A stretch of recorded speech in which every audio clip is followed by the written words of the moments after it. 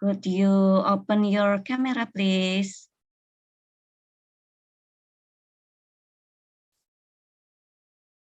Yeah, okay.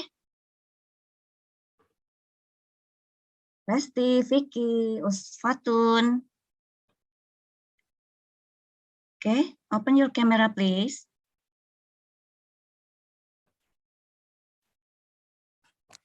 Yeah, thank you, Ratna. How about the others? Okay, Titan. Yeah, okay, Panggi, thank you. Yeah, thank you, Resti. Yeah. Okay. Yeah.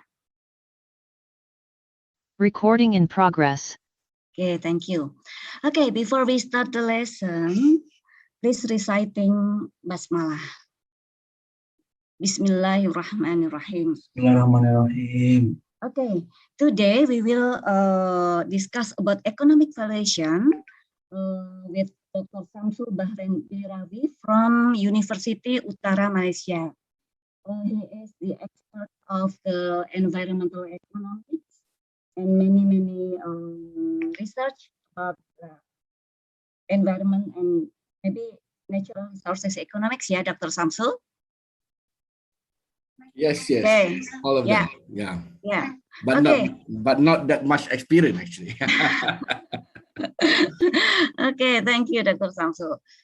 We have about 90 minutes for the lecture. Okay, the time is yours. All right, thank you very much, Dr. Enda, and welcome to our session. I'm very happy to be here. Let me start by sharing the slide first, okay? And then we'll continue.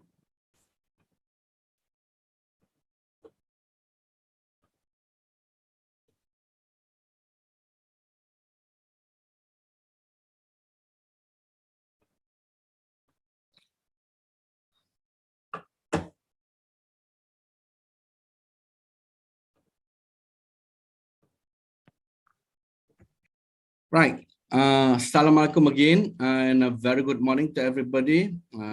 For me, it's very early in the morning here because we usually start our class at 8:30 in the morning. As you all know, this is the mobility lectures, whereby last month, Dr. Enda spent the time teaching my class, and in return, I have to teach her class. Okay, and the topic given to me is for the sharing session today is a concept of valuing the environment. Okay, it corresponds to topic 10, environmental valuation in UUM syllabus. Okay, can you see the slide, right? I don't have any fancy slide. It's just a wording slide, PowerPoint, regular PowerPoint. Okay, Dr. Shamsul. Okay. All right. All right. Basically, in the marketplace, individual has fairly clear information on which to base their valuation or choices, right? Product, because we have to see, we can see that product tends to be visible. Characteristics are generally well known, and it has a market price. Okay, it has a market price. Most of the market goods, it have market price. So individual, on the basis of all the availability information, weigh up the quantity, the quality, and the price that being offered to them, right? So it is quite easy in the marketplace.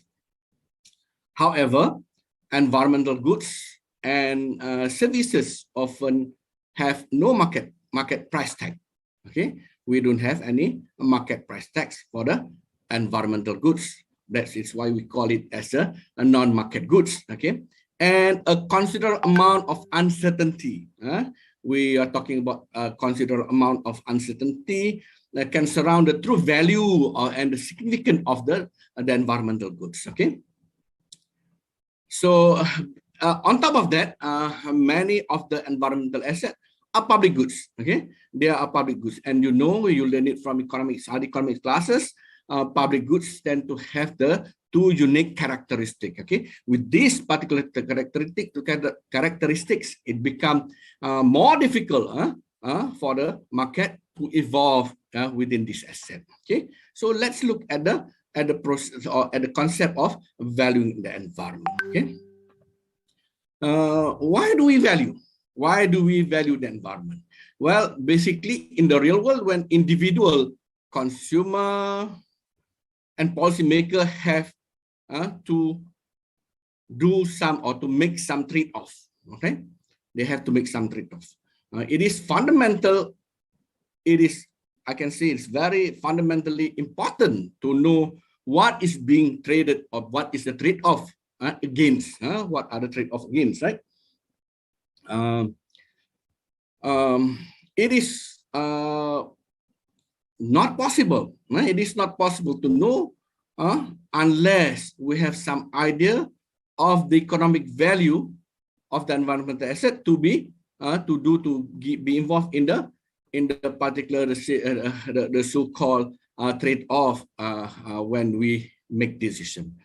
Okay, so to make comparison involving an unpriced goods and services, it is necessary for us to impute the value, to the non-market goods, because most of the time when we're talking about dealing on the budgeting, in the budgeting, federal agencies, especially who allocate the budget, requires the cost and benefit analysis for decision making.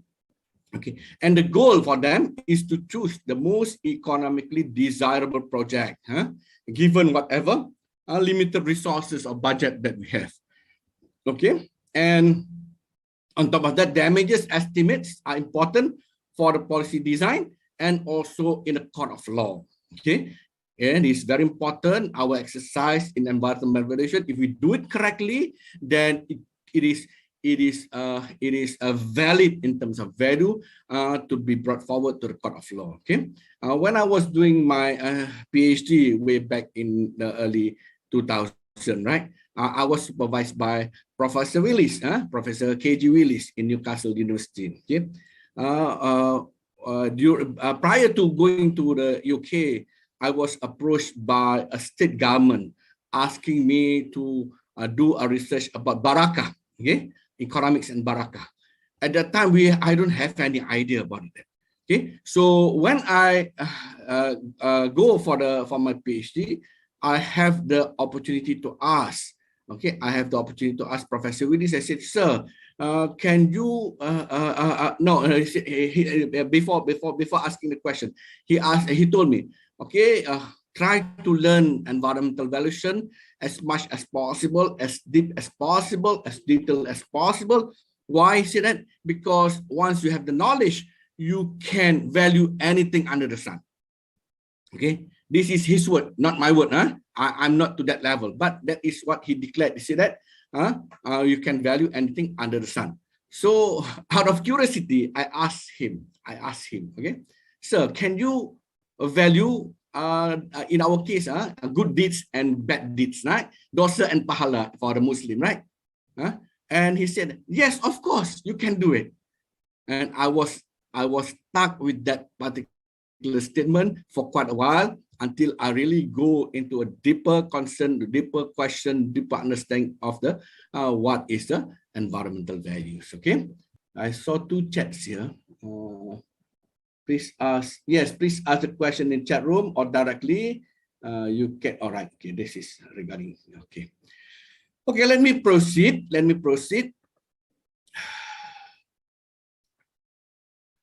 Okay, on top of that, sometimes we do the so-called impact valuation, right? In terms of impact valuation, assessing magnitude of damages, environment damage or something like that, requires certain things to be straightened before we are able to do it. In the first place, we have to identify the affected categories. And then we have to estimate the physical relationship between pollutants and the damages. This is just a regular example, right? And also estimating response by affected parties involved towards abating or mitigating some portion of damages. and also placing the monetary value on the physical damages. Okay, currently we have the issues of landslide in our hilly area, which is what we call it very close in the northern part of Malaysia here, Gunung Jarai. Last a few months ago, we have a very heavy rainfall on top of the hill, and then it caused a landslide, and then the damages is in a very high magnitude. Okay, so now we have to go there and try to assess the trauma causes to the population, to the people surrounding that area. On top of that, we also need to understand what is the value of forest surrounding the so-called Jarai area, the Jarai Hill, in terms of service that the forest provided, in terms of what I call it, reducing the flash flood and everything. Okay, right. Basically, in the economics class, okay, how we do this? How do we do this? How do we usually do evaluation and everything? Usually, we try to impute knowledge and impute values, and in economic sense, in the market sense, measures of individual preferences for goods is revealed by the willingness to pay of the goods, right? Okay, so that's the reason why we can draw the so-called demand curve, whereby every single point on the demand curves is actually corresponding to the maximum willingness to pay point for the aggregate terms in the markets, right? And in somewhat less familiar idea, people sometimes also willing to pay to avoid. They are also willing not only to buy things, sometimes they're willing to pay to avoid something that they don't like. Okay. Okay. So sometimes you hate some people so much, you said, okay, take 10 ringgit and go play elsewhere. Something. Those are the example, right? Okay. Or in a sense that they might be analogously to willingness to pay, we call it as a willingness to accept compensation to tolerate something they do not like. Okay. Therefore, in the market sense, that the economic value of the non-market goods can also be measured using these two formats. So, what is actually WTP, or willingness to pay? This is just a brief introduction. Okay, I know one of the syllabus in your one of topic in your syllabus covering specifically on WTP and WTA. Dr. Enda will explain it further and in detail to you all in your setting. Okay, I'm just trying to lay the bricks here to put two and two together. Okay, so WTP is the maximum amount of money that individual is willing to pay, for circumstances where usually they gain benefit or positive changes. Okay, whereas WTA, or the willingness to accept compensation, is the minimum amount. We're talking about the minimum amount, at least, of money that the individual is willing to accept as the consequences of negative changes or bad effect, or in our case, usually pollution, damages, and everything. Okay, so that is how we try to put the so-called the market valuation, the values that we have in market, and also the things that we have in the non-markets. So we have to bridge. We have the concept. We need to get some. We need to do the bridging of how are we going to put this. Okay, so basically, economic value estimated from WTP, or either WTP or WTA format should theoretically gives the identical result. Okay, because we say that theoretically we say that these two they are two sides of the same coin. Okay, two sides of the same coin. Okay, however, in practice, we usually found that WTA value is greater than WTP. Okay, this is very logical, right? According to Higgs, if it differs, it's due to the fact that it comes from the wealth or income effects. So that's why you see the Higgsian demand curve, compensate demand curves, and everything. Those are the theory behind it, right? So this is very logical. This is very logical in the sense that if you do what I call it, if you have to pay something, then you would try to pay less as possible, because it involves your money giving away, right?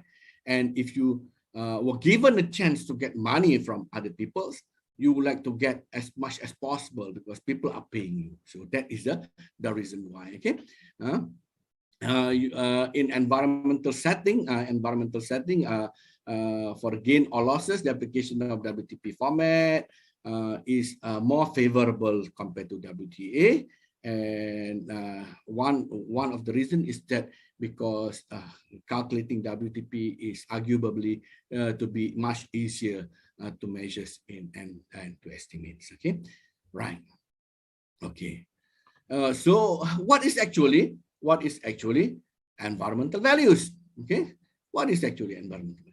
Okay, environmental values measures how important services, environmental services, to the mass, to the consumer, to the people. In a sense, what does it worth? If we're talking about regular market goods, when you pay 5 ringgit for a pack of for a book, let's say, you said that you get the value or the benefit of buying that book at least equals to 5 ringgit. Okay. So what they worth to you? What they worth to you? Okay. So economists measures value of environmental service by estimating the amount people are willing to pay to preserve or enhance environmental services. So you talk just now. Okay. So we're talking about our maximum willingness to pay and so on. The value is what is worth to people, and so it's very easy concept, right? However, it is not straightforward. Okay, it is not straightforward. Even though we heard about WTP since we learned principal economics in the university level, it's not that easy and it's not straightforward. Okay, I have to warn you about it. Okay, right. Okay, so far, you following me? Are you following me? Okay, some services are bought and sold in the market. Some of services are bought and sold in the market, like we see fish, we see chicken, we see lumber, the logs, the wood, the rubber wood, all those things are goods and services. Goods usually mainly, that which is bought and sold in the market. But many services are not traded in the market. Okay, I'm referring to product and services generated from the non-market goods here, like the forest here. Okay, so what are the examples? Some example of wildlife viewing. If you have wildlife viewing, or you have the ocean viewing, scenic views, your recreation, and so on, it's not being traded in the market. Okay, and on top of that, people do not pay directly for many services. We didn't pay directly for many services, and people are not familiar with purchasing the such goods.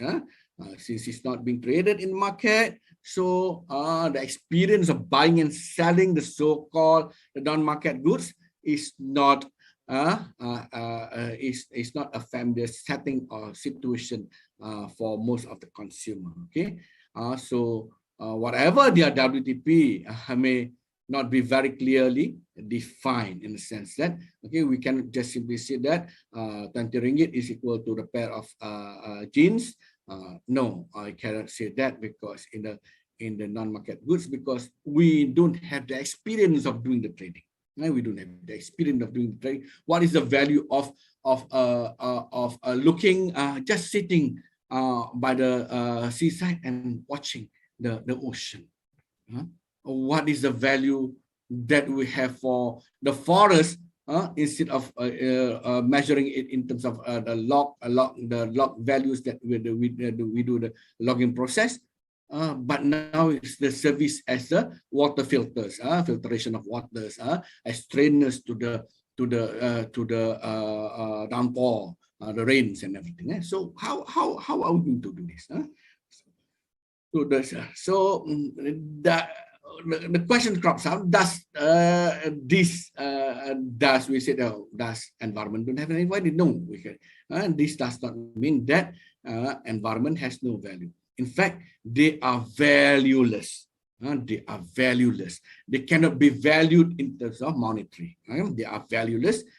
They cannot be easily valued used in monetary terms. It is necessary for the environmental services be bought and sold in the market to measure value in money. It is not necessarily. It is not, since it's non-market goods is facing the absenteeism of market, so it's not necessarily a market setting alone that can prove that these non-market goods or the environmental goods has a value. Okay. So in doing or imputing the money valuation to the non-market goods, we don't really need a market setting for it. Okay. What requires a measure of how much purchasing power people are willing to give up or to get the services. Okay. What requires is that how much of their purchasing power in terms of ringgit or dollar or rupiah people are willing to give up to get the services, or how much people need to be paid in order to give up, to give it up, in order to give it in terms of WTA. If people were asked to make choices similar to one they make in the market. Okay, so these are the starting that what's the reason why we think that WTP and WTA can at the end of the day be the tools to impute the values, the monetary values to the non-market goods. Okay. Okay. Am I going too fast or am I going too slow? I don't have that many slides, actually, just only 27 slides. Now we're already in the 8th slide. Okay, let's go to the 9th one. Okay, let's look at the type of values. Okay, economists usually classify environmental value in two main categories. One is the use value, one is the non-use value or the passive value, we call it. Okay, use value and the non-use value, or known as the passive values. Okay, and when we talk about the use value, it is usually based on the actual use, and the actual use of the environment. Actual use of the environment, direct use of the environment. Okay, or indirect. It can be also indirect use of that. On the other hand, if you're talking about the non-use value, values that are not associated with actual use at all, or even the option to use it in the future, option to use it in the future for the environmental service or goods. So that is the so-called indirect use value. Okay, the non-use value. Okay, let's look at the spectrum of use value. Okay, a use value is defined as the value derived from actual use of goods and services. As I mentioned earlier, in what are the example? For example, hunting in the forest, fishing in the river, bird watching activities, recreational activities, hiking. Now, those are all use value. You use it, you consume it. And when we talk about services, you have to consume it in situ, right? You have to go there, you have to visit the places to consume it. You cannot bring back the trail, hiking trail to your home, and because you have to consume that is service rather than the products that you are using. Okay. It also may include the indirect use. This was the one that I mentioned earlier. Use can be direct use. You go there, you consume it there. That is in situ, or indirect use. If, for example, you have Merapi volcano over there, right? Or you have a Kali Biru National Park over there, right? So we're talking about a national park wilderness area. Wilderness park, National Park, Kali Biru National Park wilderness area. The direct use is when you visit it. When you visit the area, that is direct use. For what reason? Recreation purposes, viewing, all those are the direct use. It can be also the non-direct use, indirect use. Indirect use when you are consuming it, but indirectly. You are sitting at home, but watching the documentary about Marapi volcano suddenly in the TV shows, and about the national parks and everything. That is also consuming the services, the views, the scenic view of the area. That is we consider it as a indirect use of spectrum of the values.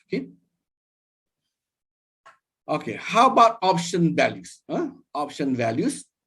Okay, option values is when you put values to the certain asset, environmental asset, which is a good or services, on having the option. That's why we call it option values. Having the option to enjoy it, to use it in the future. Okay. Although may not currently use it.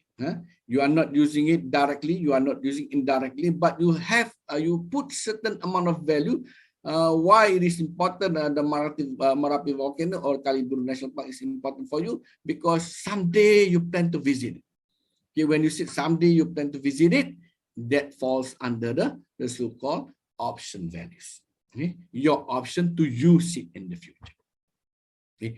It is a type of use value whereby a person hope to visit Kali Buru National Park, let's say, sometime in the futures, and thus would be willing to pay something to preserve the area in order to maintain the option, your option of visiting the area in the future. The reason you want to preserve it, because you say that it is important for you, you want to visit it sometime in the future.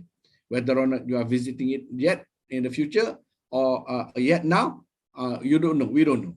We don't know yet. But you feel the services or the asset is very important because you plan to use it in the future. This is what we call option value, because you paid to have that an option to use it in the future.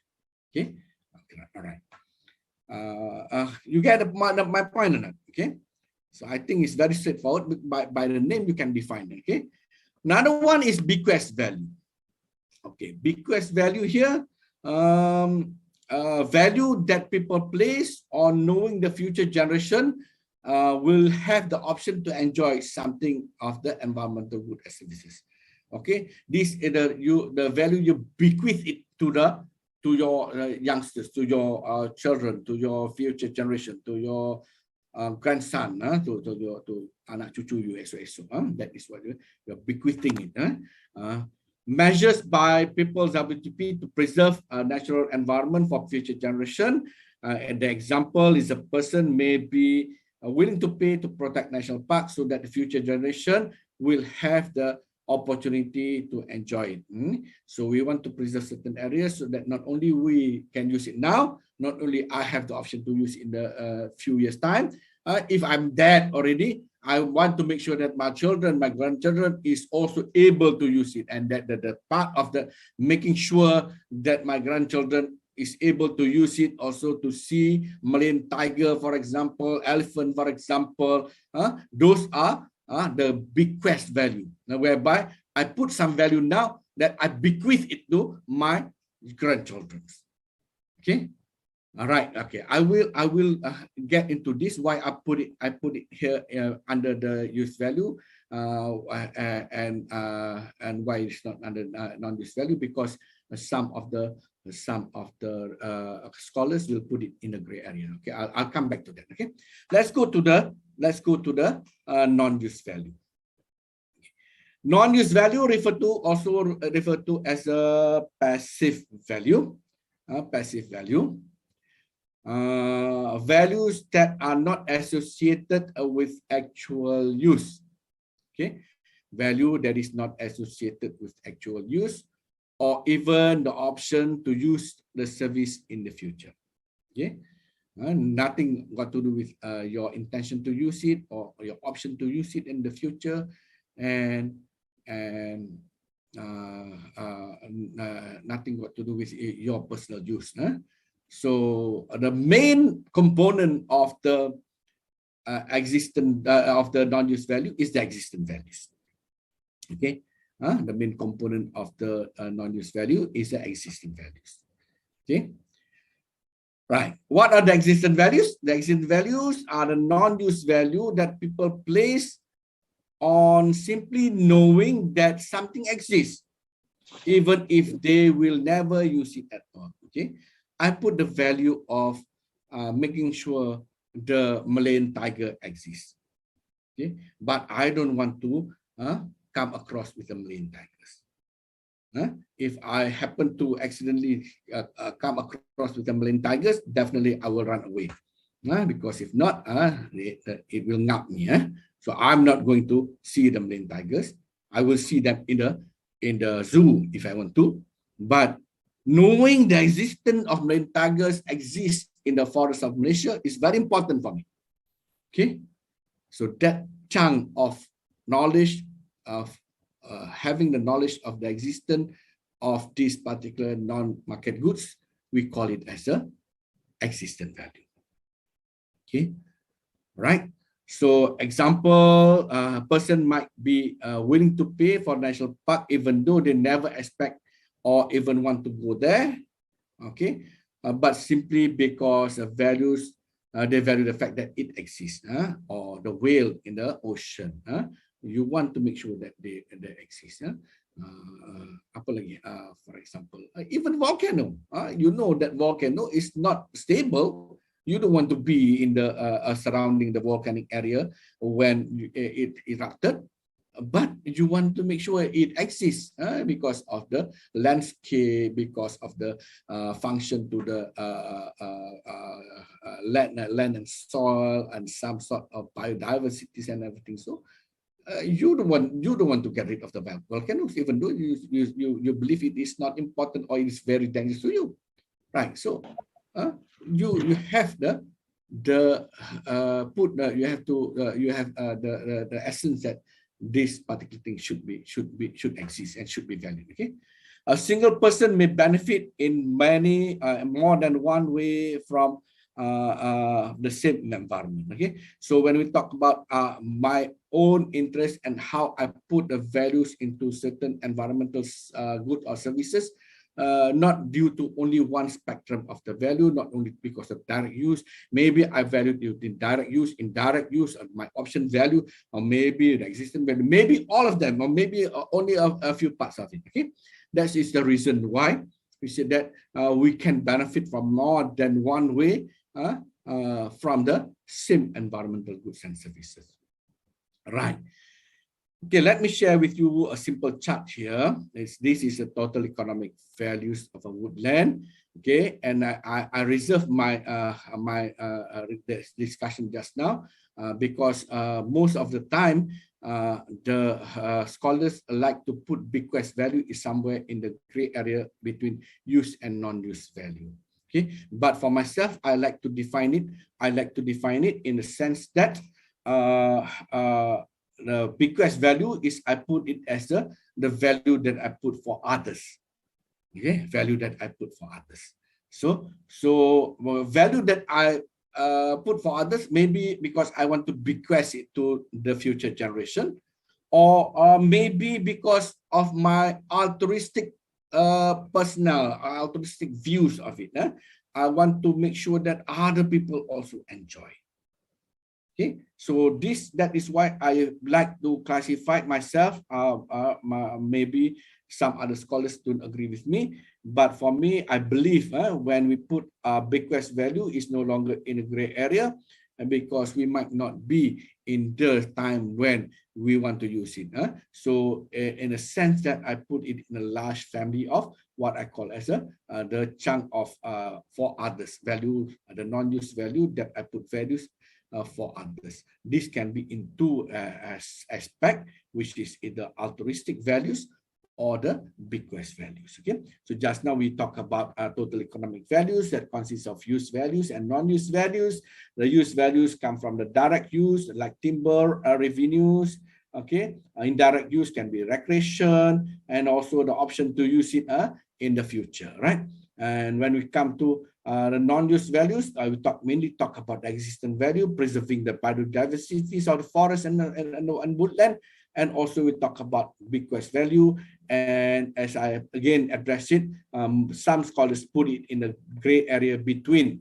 Between can be part of use value and can be part of the non-use value. For me, for the purpose of understanding the values, I put this under the value for others. And once I put it under value for others, I believe that bequest value is also part of the non-use value, because when we talk about others, it can be either I bequest it to the my children, my what I call it, grandchildren's, or due to altruism, whereby I want to make sure other people, my motivation is that I want to make sure that other people also can use it for the basic of well-being of others in the society as a whole. Okay. Let me maintain with this chat for a while. Do you have any question for me to elaborate? If you have any question, you can ask me to clarify it, or I will proceed to the next discussion. Do you have any question? You can write in the chat room or directly.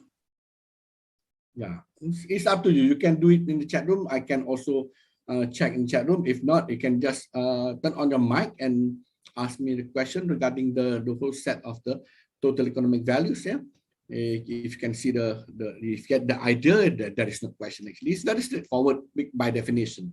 By definition, it's very straightforward. In practice, the part that Dr. Endah will tell you, or will give you the lectures about how do we go about, that is a tricky part. So defining it is very easy. It's very straightforward and textbook format. Okay, any question? Hello.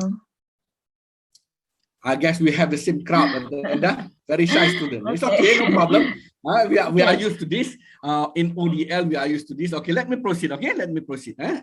Because there is not that heavy material that we have here, so we can go slow on it. So let me proceed with the definition of total economic values just now. In a sense, when we talk about total economic values, is a sum of all relevant use and non-use values for the goods and services that we are discussing. So it's a simple summation of use and non-use values. And the use values, we have the spectrum of direct use and non-use, indirect use of the use value, and also the non-use values. Okay, basically that is about the values that we are supposed to cover, and that is what I covered in my class. I will extend this lecture into a bit of introduction to the techniques and everything. I'm very sorry, Dr. Endah, this is part of my class lecture also. Usually I have this it is the same, actually it's the same slide that I have. So there is a bit of redundancy.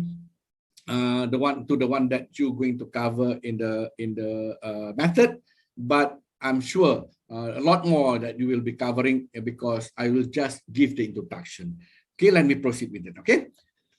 Okay. Basically, how do we go? How do we go about conducting environmental valuation? Okay. How do we go about? Monetary valuation methods can be broadly categorized into two families. I like to call it two families. One is demand curve approach method, which are mainly our concern in environmental economics and resource. Another one is the so-called as a non-demand curve approach. Okay, this is not our concern. But even though it's not our concern, I like to address. I like to just give you some ideas. What do we mean by the non-demand curve approach? Among others, dose response methods. This is done by expert. Replacement cost method. What other replacement cost method? A very easy example about a replacement cost method, like the one that you are willing to get clean water at home. So you are willing to install a water filter in your home, so that you can get high quality or better quality water. So the cost of replacing or the cost of installing a water filter at home is part of the so-called cost replacement cost method. And we have mitigating behavior. How do we mitigate? How, in the sense of behavior, behavior-wise, when we talk about mitigating floods, in terms of behavior, this is very common in our country, both country, Indonesia and Malaysia also. In terms of mitigating behavior, it's very hard to implement it, because even though they know that they are staying in the flood-prone area, if you ask them to move from it, they don't want to move it. They say that this is the only place that I have and everything. Okay, and every year they become the victim of flood, right?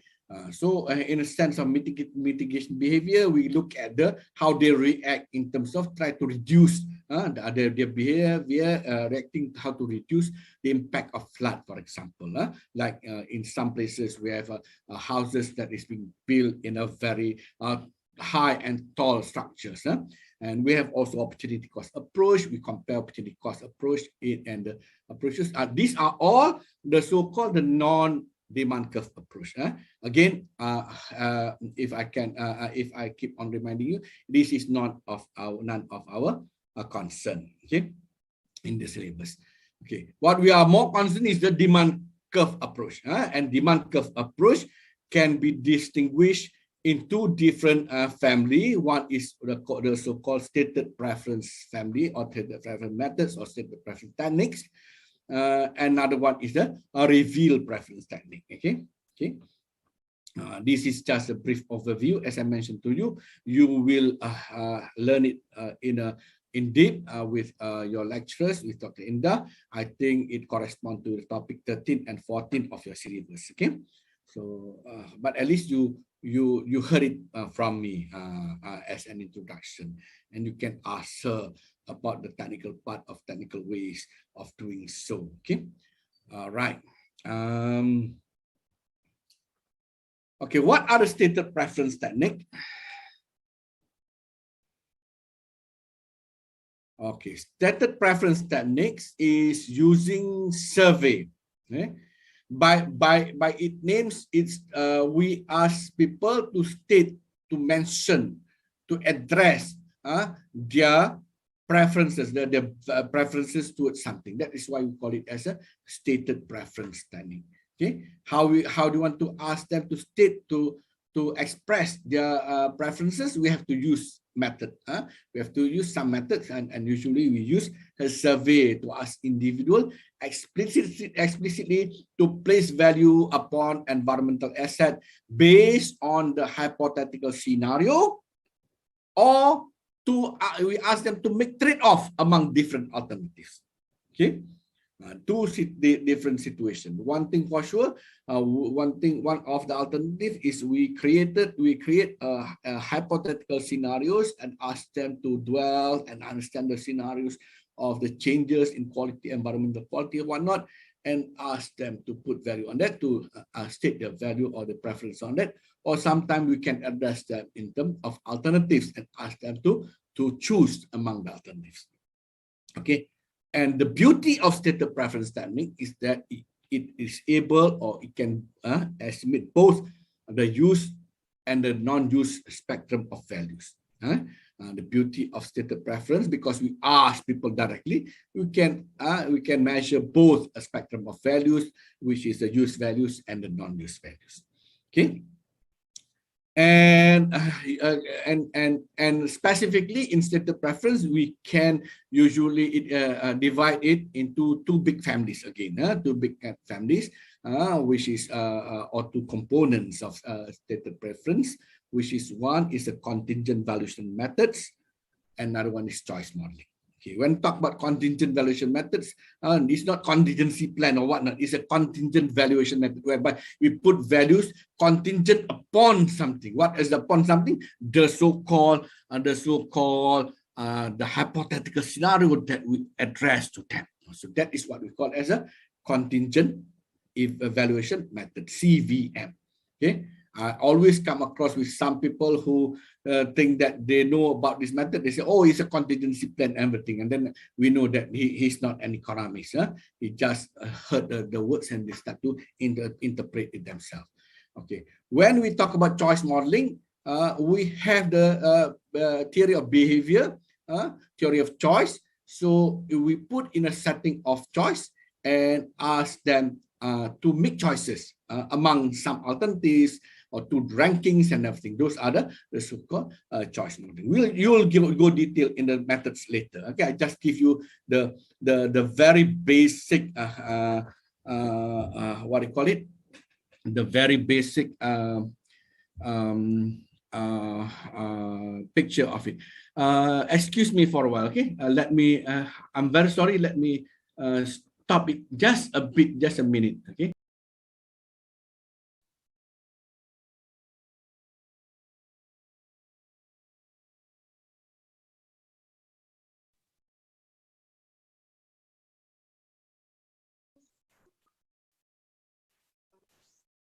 Dr. Shamsul. Sorry, my room is getting warmer. That's the reason why I have to switch on the aircon just now. I'm very sorry. Okay, let's continue. Okay, let's continue. I'm very sorry. Usually I didn't turn on the aircon in the morning because it's still cold, right? Cold situation. But now it's a bit warm today. We don't have any rains in the morning, so the room become humid a bit. I'm sorry about that. Excuse me about that. Okay, let me continue. What is CVM? CVM, as I mentioned to you just now, is directly asking people how much do they would be willing to pay for specific environmental goods and services, or willing to set compensation. To give up a specific environmental good and services. Whether if you are given to the choice to preserve.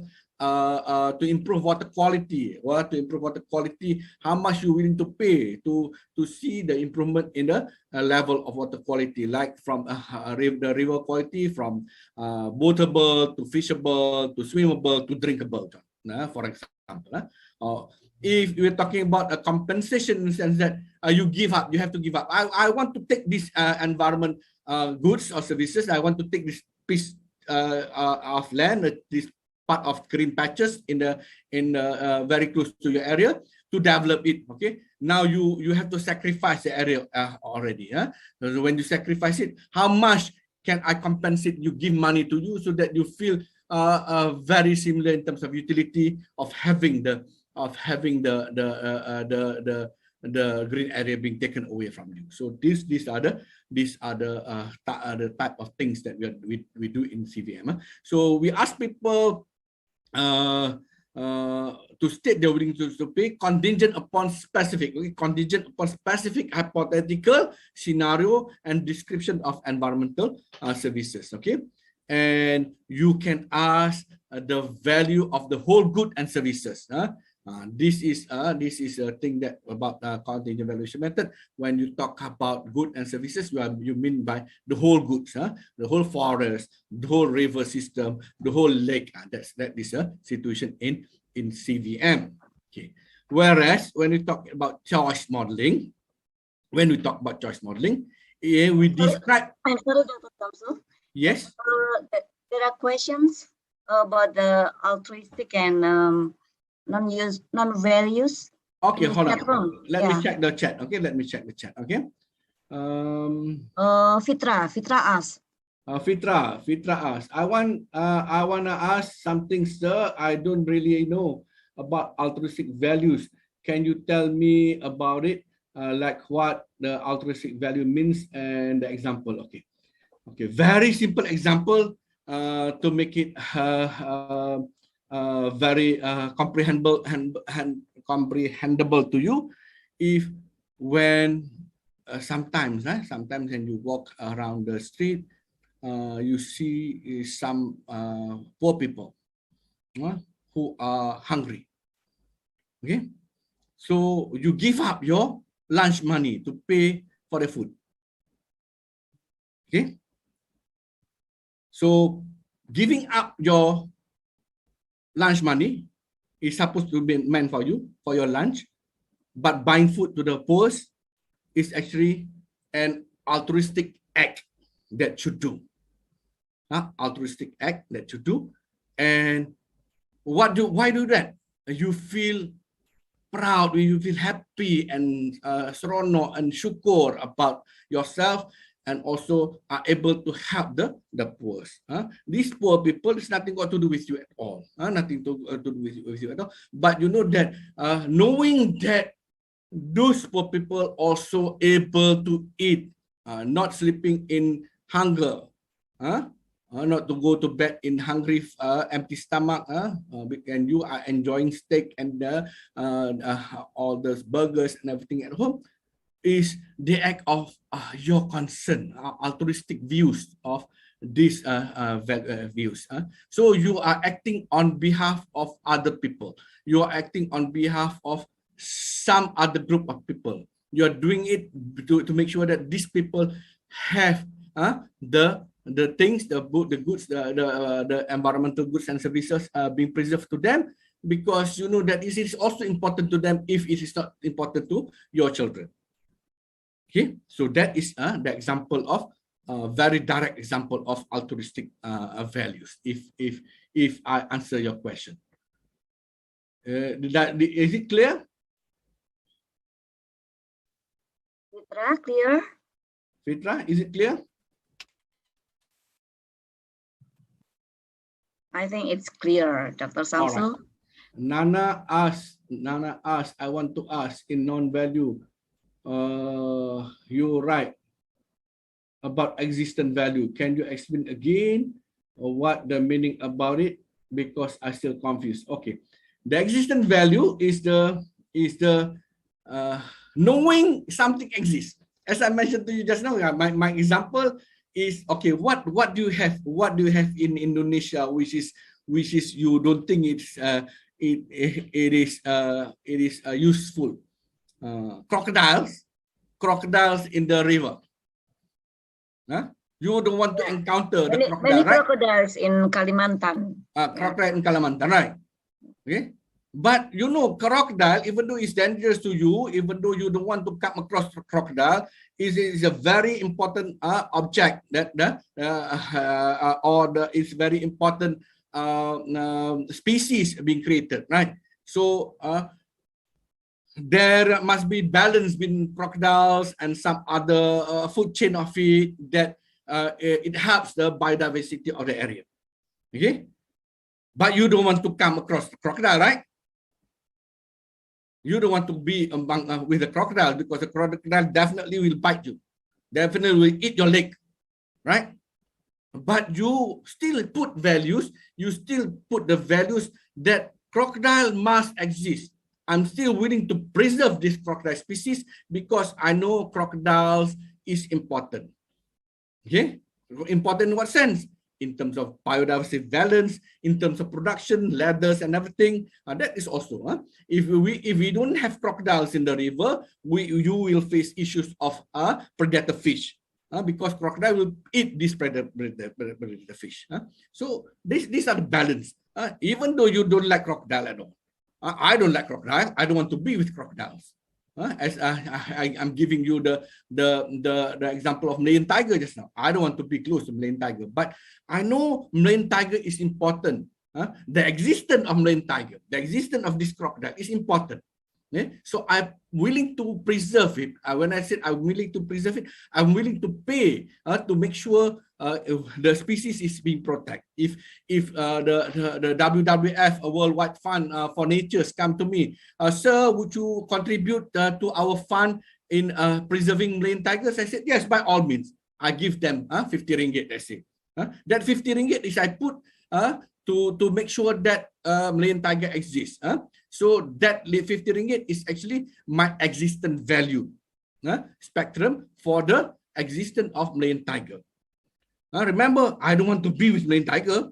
I want to see Malayan tiger. I'm afraid of Malayan tiger. But existence-wise, I want to make sure that it exists. It can stay. It is not extinct from the world. Itu maksudnya. Is it okay, Nana? Okay, sir. Thank you. All right. Okay. Ratna asked, okay, excuse me, I want to ask about direct and indirect values.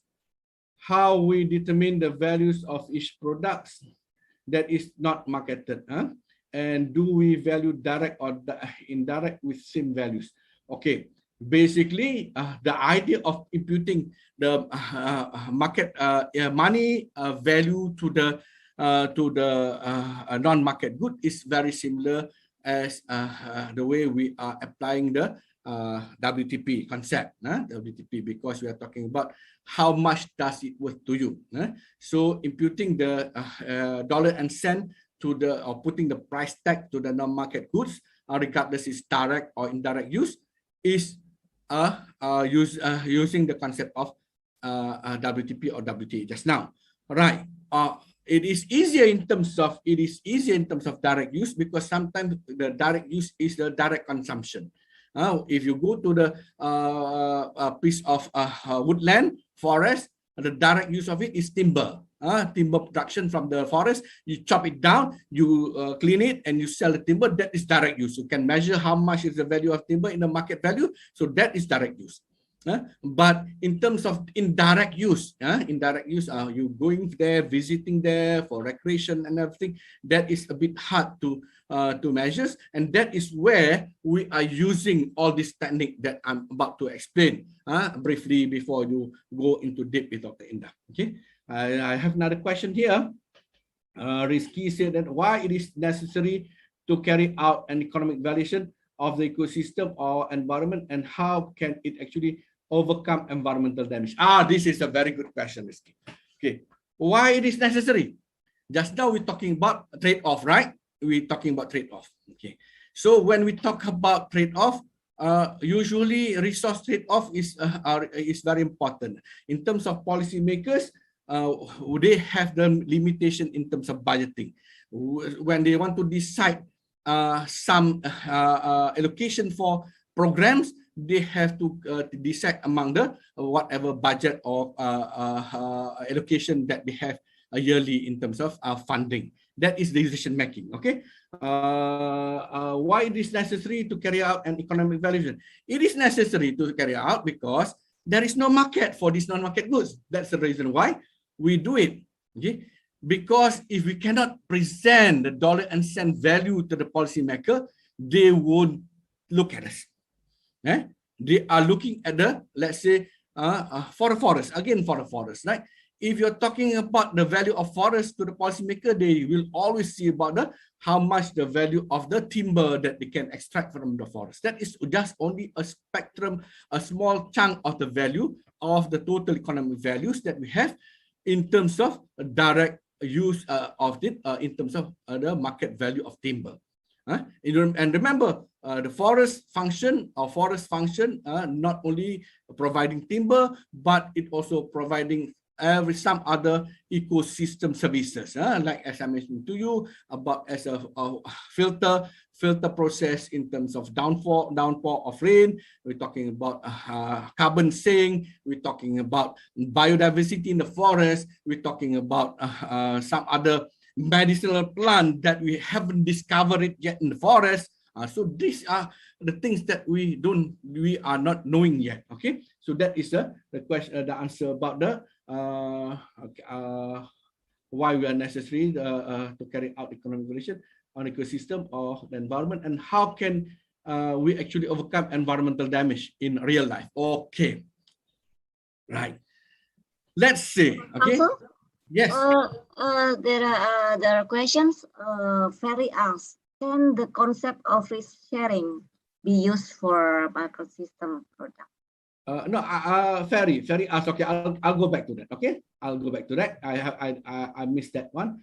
Let me finally try to clarify this how can it actually overcome environmental damages? Okay, when we talk about damages, environmental damages, we can measure if we are able to put monetary values to the damages. This is where we look at the cost of it, the cost to the society, cost of environmental damages to the society. When we're doing CBA, cost benefit analysis, we want to make sure that to balance it, and we want to make sure that benefit is higher than cost and so on. Okay, so when deciding how can we reduce these damages, whereby when we know the value of damage, we can at least say that if we try to avoid the damages, this is as at least equal to benefit that people receive,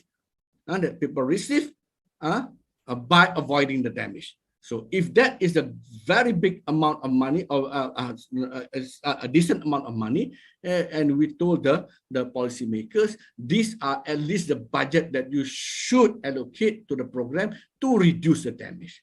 In the sense that, for example, flood. If we say the cost of flood to the society is as much as 1 million per season, so that is cost. Okay, how much is the benefit to the society? You need to come up with the projects, with the scheme to reduce or to avoid the damages, at least in the value of at least 1 million also, because the benefit to the society avoiding the cost of flood is as much as 1 million. If you able to avoid it, the benefit is at least as much. It usually is higher.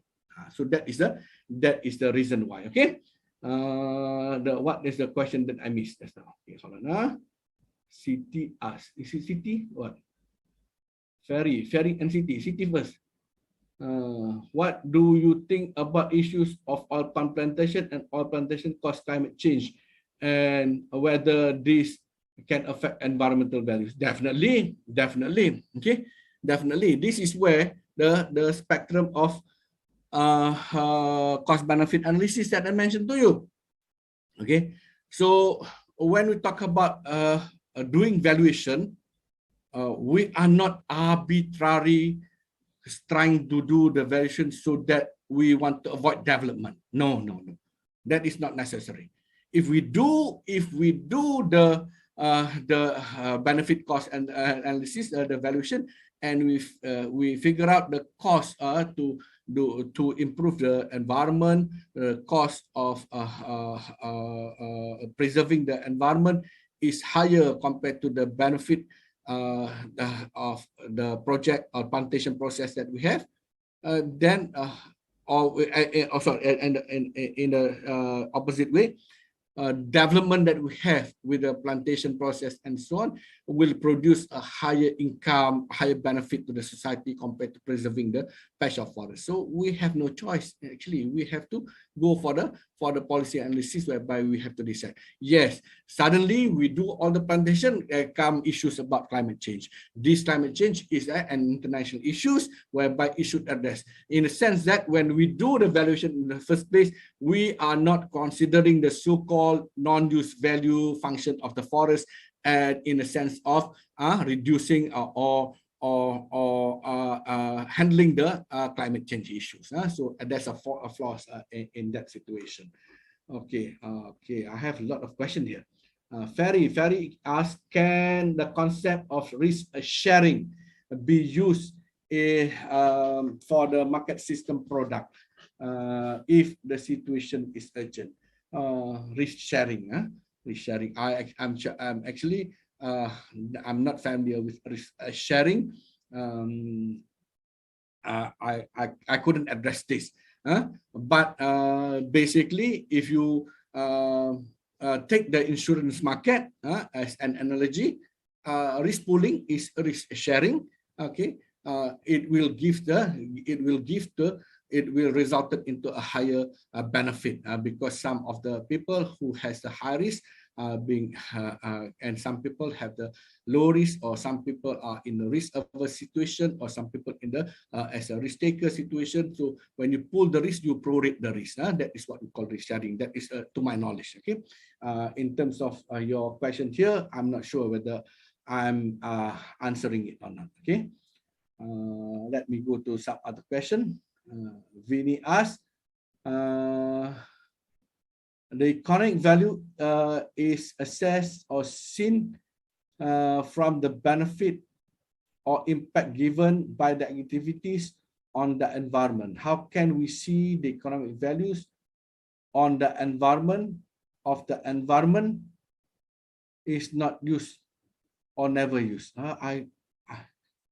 Can you clarify the question? I couldn't get the what do you mean by this? Vinny, can you clarify me with the question?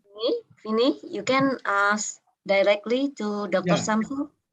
Because when I read it, I cannot get your question. The value is assessed. Ya, Bu. Okay, you can ask directly to Dr. Shamsul. Yes, please, so that I can understand the question and I try to answer. Menggunakan bahasa apa, Bu? Bahasa Indonesia pun saya boleh faham. Teruskan. Iya, kita ketahui kan dalam evaluasi ekonomi itu untuk mengetahui impact analisisnya kan harus melakukan nilai ekonomi yang dilihat dari dampak akibat adanya aktivitas tertentu, Pak.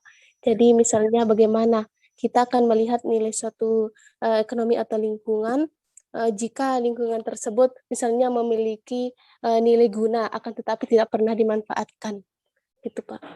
Itu maksudnya it has a use value but it's never being used, so kita tak tahu lagi berapa nilai dia kan. Iya. Yeah, right, itu kan itu yang dimaksudkan. Okay, that is the beauty of environmental valuation. That is the reason why we have the non-use part of the values. Okay. Use part of the value spectrum can easily be converted from the market values. Okay, kalau kita kata satu kawasan tadahan air, kita ambil lagi forest lah, yang mana yes, it is not being used yet.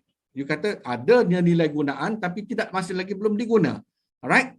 So in order to get the so-called the use value spectrum of it, even though it is a hutan simpan kekal, you can try to estimate it using the market value of the product and services that you can get or extract from the forest directly. Okay, but that is only part of the values, because we also have another spectrum of the values, which is the non-market use, the non-market use, the non-use value spectrum.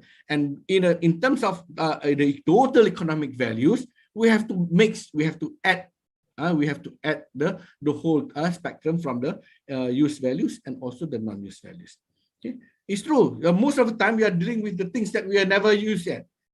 Well, so that's the reason why we have the so-called stated preference technique that we are dealing in terms of we don't know, there is no market, there is no proxy at all, but we can ask people in terms hypothetically. We said that, what do you think if you're talking about we try to demolish the whole forest? The forest is there, it's not being demolished yet, but suddenly the government is thinking of chopping down the trees because they want to build resort over there. Okay, so we have to weigh, does the building of the resort give the benefit better than the benefit of preserving the forest? Okay, the benefit of preserving the forest is one part of the non-use values that we have to value in terms of the non-use values, and on top of that we have to mix or add the value of the use value, the timbers, all the forest resource that we have. If we add these two together, and we say that it should happen that the value is less than the resort project in the long run, okay, then we prove that it is the development project is better compared to the preservation. But usually, this is what I said. Usually, if you do it in a correct matters, even you're looking at only the non-use spectrum of the values, the value is valueless. Value is very high. People always put high values in terms of environmental goods, preservation of environmental goods compared to development. Okay, so those are the answers. Banyak soalan ni. If I proceed with, can I proceed first before answering all the question? If I answer all the question, I might not finish the lectures. Okay, maybe you can ask the question first, because the material about the choice modeling and the contingent valuation method I will present later, Dr. Shamsul. Yeah, okay. You want me to address the the question rather than. Okay. Yeah, please. Could you answer the question first? Okay. If that's the case, okay, I'll try to make it as much as possible. Where is the last question that we have?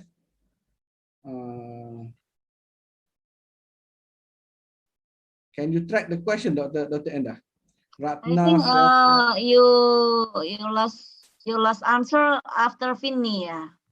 Vinny, Fatwa asks, why is the economic valuation and natural resources so important to support the conservation of forest resources? Okay, why is the economic valuation and natural resources is so important to support the conservation of the forest resource? Okay, again, one thing for sure, decision making or policy making among the policy makers are facing with a constraint of budgets. Okay, so when we talk about making decision about a project, a development project, and so on, they have to do the trade-off among either preserving or going with the project. So if we cannot defend or if we cannot prove that this the so-called environmental goods is not commanding any specific amount of values to the societies, then we cannot defend it. Why? Because we cannot prove it is valuable, because there is no such market for especially the non-market goods, the environmental goods. You don't see it being traded in the market. So without having traded in the market, does it not have any values? That's the question that I asked in the first place. Does it has no values? No. Even though it's not being traded in the market, it is valueless. It is valueless. It is priceless. It is priceless. You cannot replace a natural setting or natural environment with any artificial environment. That's the reason why. That is the reason why, because we have to somehow talk to the policymaker in dollar and cent to convince them. Okay, before you make any decision of development, let's look at the value of the environmental goods and services to the society in terms of benefit to the societies. Do we have alternatives? Do we have alternatives towards that? Why not we think of alternatives? We said if you can prove it better than the development process, then we can stop the development process and ask them to rethink the development process in some other setting. So because decision making is always a trade-off with a limited resources. Okay, so that is my answer. Fatwa, is it clear? Okay, sir. Inshallah clear for me. Okay. And then Yazid asks, I want to ask specifically about choice modeling, where the question is the central problem. If we don't understand the basis, if we look closely, this is concept, let's only see the simple. Apa maksud Dr. Endah? Okay, maybe Yazid, can you ask directly, Yazid? I didn't get the meaning of the question. I haven't talked about choice modeling. I just give you about the introduction, and now you asking me about Yazid. Hello. Yazid? Iya Bu, halo Bu. Okay, maybe you can deliver in bahasa. Baik Bu. Bahasa Indonesia ya Bu. Izin Pak. Insya Allah Dr. Shamsul no Melayu. Yes, insya Allah. Don't worry. Okay. Because we're conversing in English doesn't mean that I can understand you. So go ahead. Okay. Oh iya Pak. Di sini saya ingin menanyakan bahwasanya dari choice modeling ini yang terkhususnya yaitu masalah yang paling umum atau sentral gitu. Apakah bila kita tidak paham akan landasan dasarnya atau basicnya itu sendiri, bahwasanya apa sih yang akan terjadi pada suatu saat atau sustainable-nya ke depan itu gimana? Soalnya kan kalau menurut saya ini bisa dipahami secara langsung gitu, secara sederhananya ini bisa dipahami. Nah, dari pertanyaannya ini, apakah yang terjadi bila dari basicnya sendiri kita tidak paham akan hal itu gitu? Terima kasih, Pak. Boleh saya minta sedikit lagi clarification? Apa yang kita tak faham? Kita tak faham nilai sesuatu barang atau kita tak faham choice modeling? Oh, dalam choice modelingnya itu sendiri, Pak. Dalam choice modeling itu sendiri, okay. Let me just briefly go to choice modeling. Right? It said that goods is being we describe goods in terms of attributes and level. Okay, we have attributes and level are able to value part of the whole goods. Also used to determine whether which attributes are significant determinants of the value, implied ranking of the attributes, and also value the change in the attribute levels. Okay, this is a technique. This is another technique in stated preference. I'm sure you will have it with Dr. Endah later. But as an introduction, choice modeling is part of the stated preference technique family. And underneath there, we have a choice experiment, we have contingent ranking, we have contingent rating, and path comparison. Okay, these are the techniques that we have under choice modeling. Okay, menjawab soalan anda, okay, apa yang kita boleh buat dengan choice modeling ini untuk menilai sesuatu environmental goods, right? Okay, we can use, definitely we have several techniques that is different in terms of application, whereby the famous and the easiest way to do it is choice experiment. Okay, whereby you are given several choice, beberapa pilihan, 2 atau 3 atau termasuk satu keadaan status quo, we call it status quo adalah keadaan asal, dan mengarahkan anda untuk memilih salah satu yang terbaik dalam senario tersebut untuk meletakkan sebagai pilihan dalam satu-satu senario. Okay, and that is presented by choice card. Okay, so ini yang untuk saya kata technically Dr. Indah akan cerita. So at the end of the day, when we do the econometric analysis, what we are able to do to get from the choice modeling here, we can aggregate them, sum it all together to become the value of the goods that we presented, based on the characteristic that we present to the user, to the respondent. Okay, so barang yang kita nilai ini cuma berdasarkan karakteristik ataupun attributes yang kita kehendaki, yang menjadikan ianya menggambarkan barangan tersebut. Okay, and we are not taking this attribute arbitrary. We have to use modeling. Okay? We have to use orthogonal design. We have to do the experimental designing, and we have either going to orthogonal design or the what they call it, apa satu lagi design, tak apalah. Okay, that one you go with your lecturers. Okay, but the point is that here is that at the end of the day, doing choice experiment or any other part of the model that we have, techniques that we have, we are able to get the value of the products. We know which attributes or the characteristic is important to the user, and we also can explain the marginal change of the products in that we have questions. Okay, so that is the beauty of choice modeling. Okay, the detail about it we have to go through. It takes 1 year to study only one method, more than 1 year in fact. And okay, apart from that, we have contingent ranking, contingent rating here. This one is all technicality. Okay, so am I answering your question? If you are not understanding the choice modeling, or if you are not understanding the value of the non-market goods. Okay, kalau kita tidak mengetahui apakah nilai non-market goods tersebut, kita akan cuba pecahkan satu barang itu melalui karakteristik atau attributes yang penting diberi nilai oleh pengguna. Okey, kita ambil, jangan pergi kepada non-market goods. Kita ambil kereta, we take a mobil, a car. Okey. Bila sesuatu syarikat cuba melaksanakan membuat model baru kereta, okey. let me give you an example and scenarios of the real studies by Leroux way back in the 60s, tahun 60-an lagi.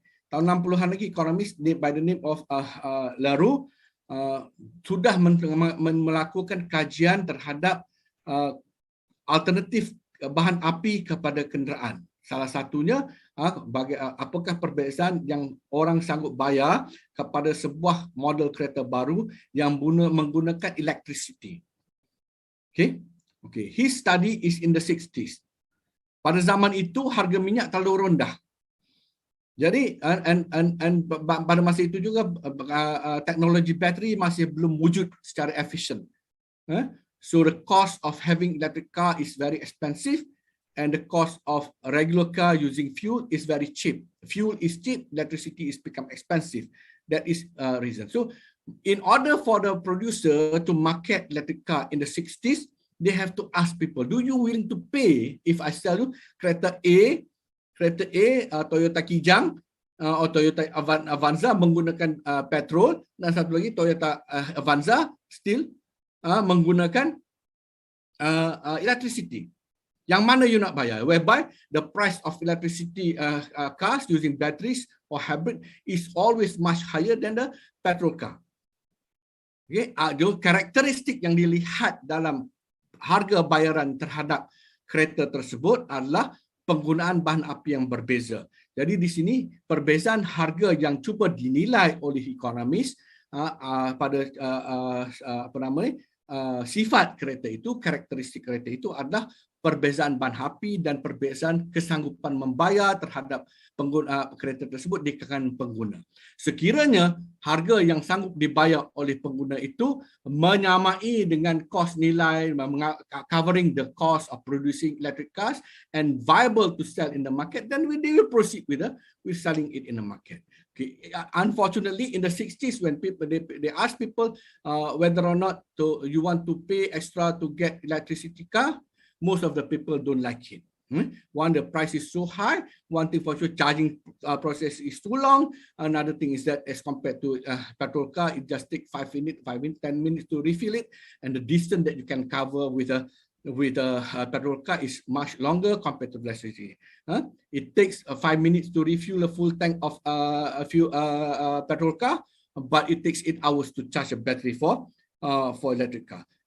One full tank of petrol car can drive up to 500 miles. One full charge of electric car can only be driven to 300 miles.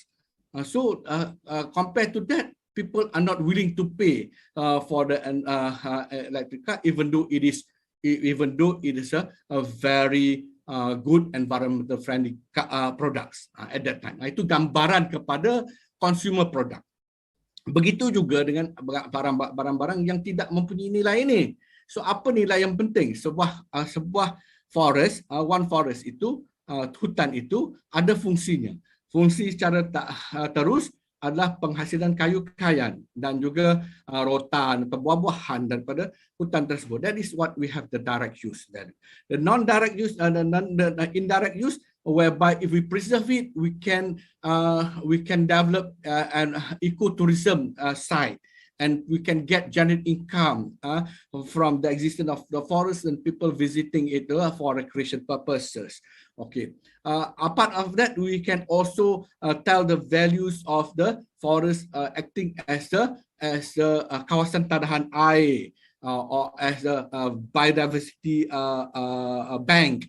Okay. So all those things is the function of forest. Okay, so if we are talking about this kind of characteristic of forest, we can ask people how much do they willing to pay to preserve every single characteristic that is important for the forest, and that is the way we use it using the so-called choice modeling technique. Okay, adakah saya menjawab soalan anda? Siapa ya? Fatwa ke bukan fatwa? Yazid ke siapa? Yazid, are you happy with the answer? Oh yes sir, yes sir. Thank you. Okay, thank you. All right. Okay, Nita said, what is the question, right, Nita? Okay, mari saya baca betul soalan sini lah. Di mana ya? I think Andy asked, I want to ask, does the COVID-19 have an impact on environmental values? Is it yes? How to maintain the value of environment against the pandemic situation? Okay.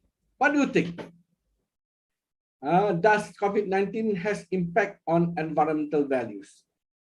Is it yes? How to maintain the value of environmental against pandemic? Okay. It's very hard to answer this question actually. One thing for sure, we don't have the experience of the pandemic previously. Okay, but generally, if we are measuring in terms of non-use spectrum of the values of the resource prior to COVID and post-COVID, we might get the different answer. Whether the value is become higher or become lower, it's up to the situation. Okay, it depends on the situation. Why I said it depends on the situation? Last time prior to COVID, I can say that everybody have the chance to do the traveling. People have the chance to do the traveling. Some people take it for granted about the value that you put for your time to travel. Okay, you didn't put that much appreciation kepada masa senggang yang anda ada, recreational time, leisure time that you can travel. And now post COVID, you start to worry. Or during COVID, you cannot travel. Because you cannot travel during COVID, you start to appreciate your leisure time. So when we're talking about appreciation of leisure time, we are imputing higher values to the spectrum of leisure time. Okay, when that happened, this is where kalau analoginya barang yang you ada, you ada 10 batang pen untuk gunakan untuk universiti, you tak pandang pun kalau misal kata you hilang 1 atau 2 batang pen. Tapi kalau you tak pernah ada sebatang pen sekalipun, tiba-tiba you need to use pen, you lose all the 10 batang pen. Dan you perlukan 1 batang pen untuk menulis, dan you appreciate it so much about pen. I said it this why, because we're talking about the real case in India. We're talking about the people in our country. Indonesia also a vastly populated country. But I don't have the knowledge about in Indonesia how bad is it or how good is it. But let's say in India, we don't have the appreciation of one piece of pencil to use it for writing. But students in India, they valued it so much because they don't have enough pencil to value it. So taking that analogy, before you are taking a leisure time for granted prior to COVID, during COVID, you are being suppressed with that particular situation. You cannot travel. You're taken away with the rights and everything. Now you start to appreciate it. Okay, so post-COVID attitude, post-COVID situation is going to be different. Some people might value it higher, or some people might not have the valuation process differently. So those are the general answer that I can try to answer your question about what you said, that if COVID-19 has an impact on the environmental values. Okay. Okay, Dr. Shamsul, the time is only 2 minutes. I think one question more. Yeah.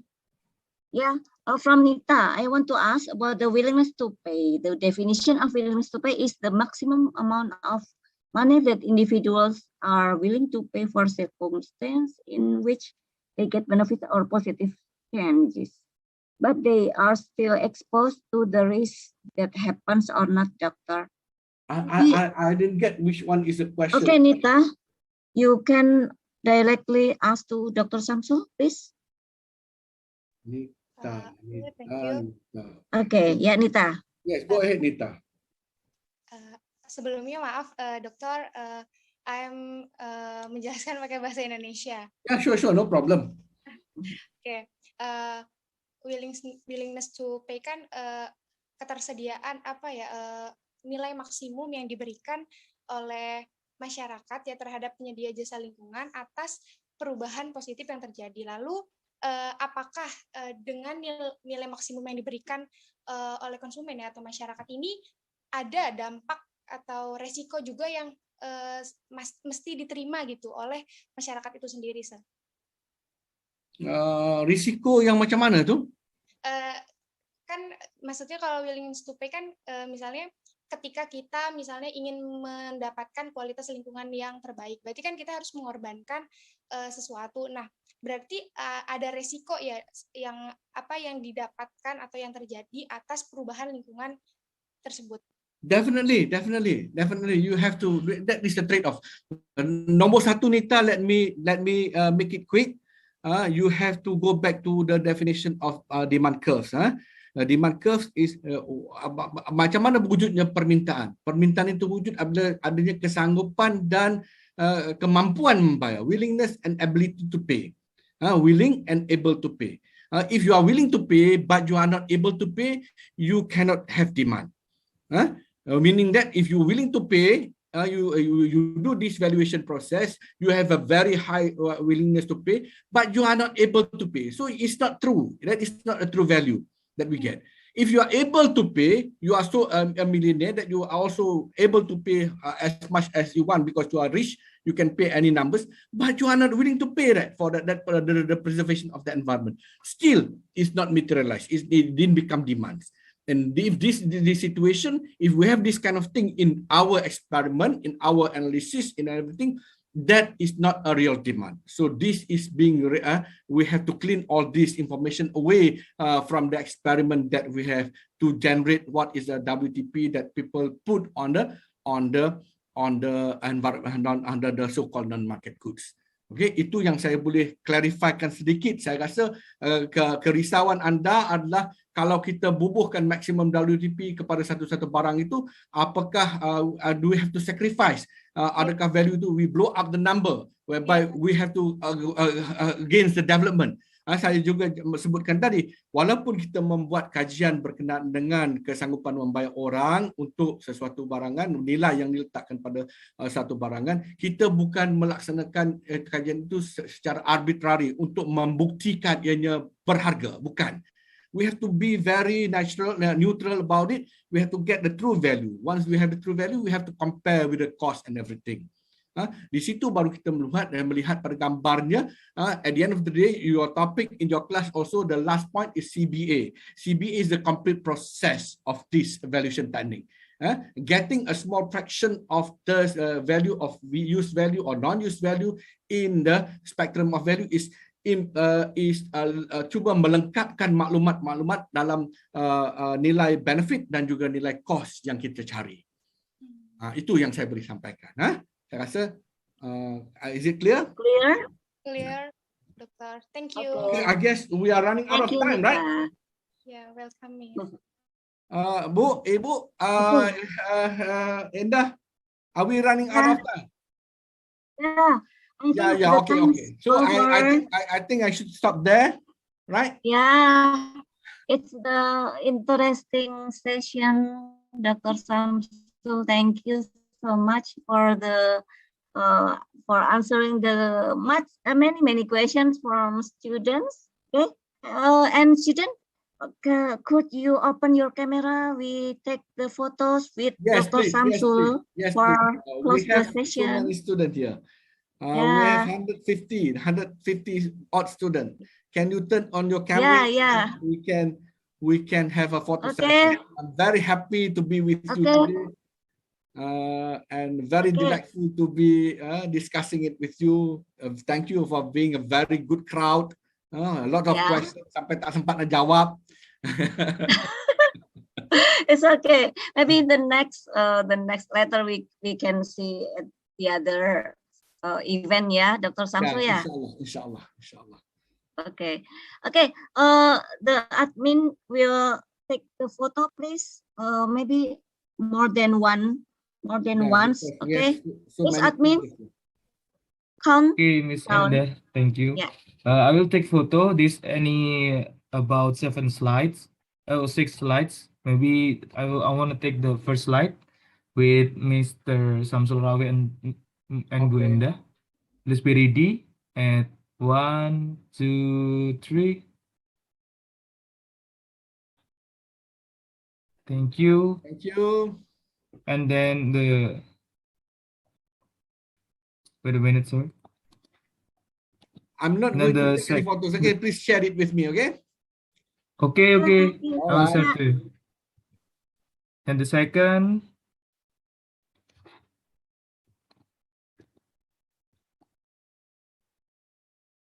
and then the Okay, Danang. and then the Yeah. third.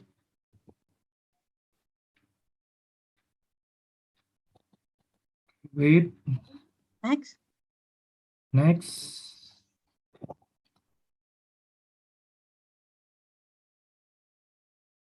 One. Okay.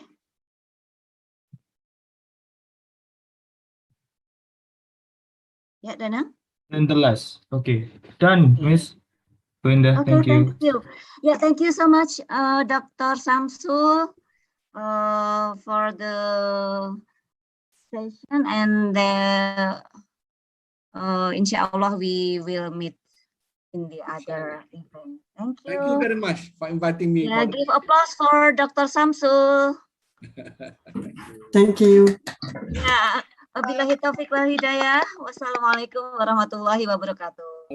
Waalaikumsalam warahmatullahi wabarakatuh. Thank you, ma'am. Thank you, all. sir. Yeah, thank you, ma'am. Dr. Thank you, Shamsul. sir. Thank you, See ma'am. you. Thank you, sir. All the best, you Thank you, all. sir. Thank you. Yeah.